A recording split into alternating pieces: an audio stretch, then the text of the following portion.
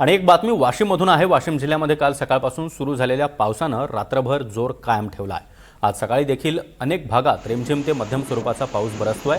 या पावसामुळे खरीप पिकांना मोठा दिलासा मिळाला आहे। भूजल पातळीत देखील वाढ होण्यास मदत होणार आहे। जिल्ह्यातील पैनगंगा नदीसह अनेक नदी नाले दुथडी भरून वाहू लागले आहेत। काही ठिकाणी पूल आणि पाण्यावरील मार्गांवरून पाणी वाहत आहे।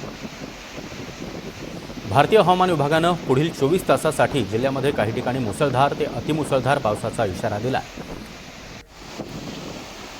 आढावा घेतला आमचे प्रतिनिधी साजन धाबे यांनी।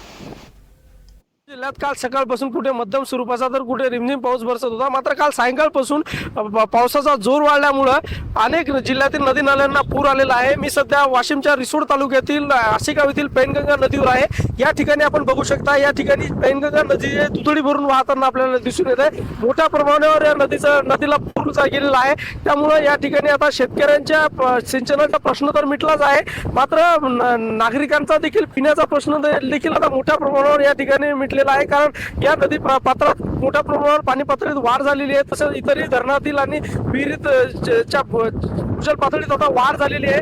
त्यामुळे आता नागरिकांना आणि शेतकऱ्यांची आता चिंता मिटल्याचं आपल्याला दिसून येत आहे।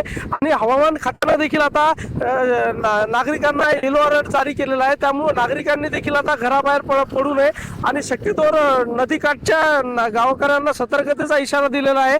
त्यामुळे नागरिकांनी आणि यांनी घराबाहेर पडू नये आणि हवामान खात्याने जे आवाहन केलेलं आहे त्या आवाहनाचं कुठेतरी पालन करावं, असं आवाहन जे आहे त्या आता जिल्हा प्रशासनाकडून करण्यात येत आहे। साजन धाबे, NDTV मराठी, वाशिम।